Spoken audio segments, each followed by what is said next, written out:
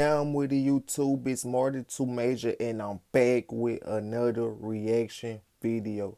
Today we gonna be reacting to rules that Jesus actually broke in the Bible.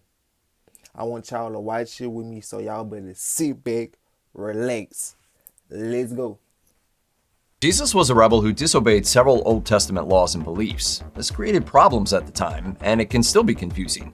Here are a few of Jesus' radical acts and how Christianity responded.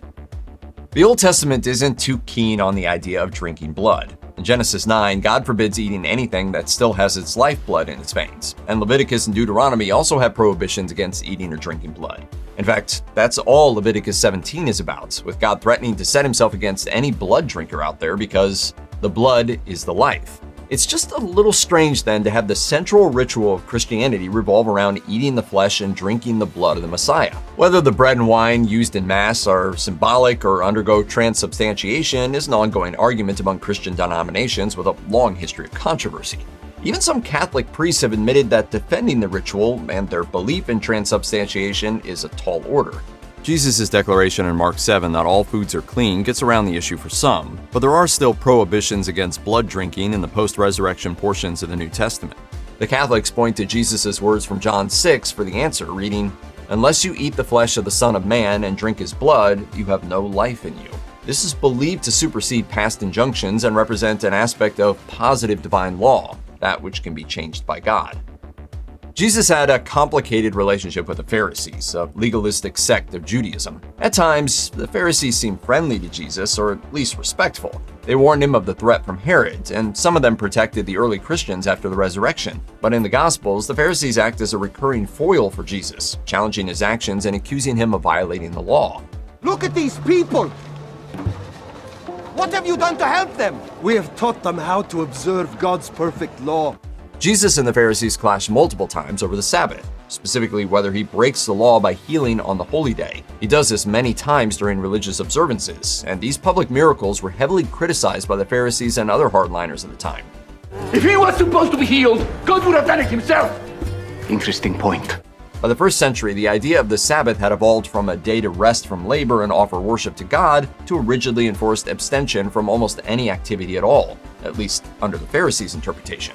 To go about healing the sick on the Sabbath was, to them, a violation of religious law. But Jesus didn't see it that way, and he let the Pharisees know that in a variety of ways. In Luke 13, he points out their unwillingness to see the sick healed, but when it came to taking their livestock to watering holes, they got a pass. Then in Mark 3, he poses a question of whether one should do good or evil. In other words, heal the sick or let them die on the Lord's Day. Your friend Elam has a withered hand. Are you a healer? It is not lawful to heal on Sabbath. And in case the message wasn't clear, he sums it up saying, "The Sabbath was made for man, not man for the Sabbath." Leprosy, or Hansen's disease as it's now known, is among the most notorious Hey, like he say, he made it clear, he summed it up, put it all in one word, and hope you understand. diseases in human history. In biblical times, people with leprosy were the unclean, outcasts from society, isolated for fear of spreading the disease. People were so worried about catching leprosy, in fact, that half of Leviticus 14 is dedicated to rituals for the cleansing of lepers and others with skin diseases. And according to those instructions, only anointed priests can safely touch lepers to perform these rituals. Don't come any closer. It's okay, John. It's okay. The term rabbi would have applied to Jesus in his day, but he wasn't an ordained priest. So his healing of lepers, as recounted in Matthew, Luke, and Mark, has been taken as a violation of religious law. Because of this, some argue he can't have been a divine presence. Yet Christians have argued that warnings about unclean lepers were meant to protect others from disease, not shame and degrade the afflicted. In this interpretation, Jesus worked around the letter of the law to fulfill its spirit by healing the sick. But throughout the Gospels, Jesus calls for his followers to obey God's laws without loopholes or ambiguities. Needless to say, this is at least a contradiction, if not outright rebellion. Among the prayers offered by Jewish men in the first century was, "Praise be God that he has not created me a woman." That should give you some idea of how patriarchal society was in Jesus' time. Women and girls were almost entirely reliant on their male relations. They had no rights to property or wealth, no legal means to remove themselves from a marriage for any reason, and were shut out of religious life. While there was no ironclad law against a man speaking to a woman without the supervision of her father or husband, it was seriously frowned upon.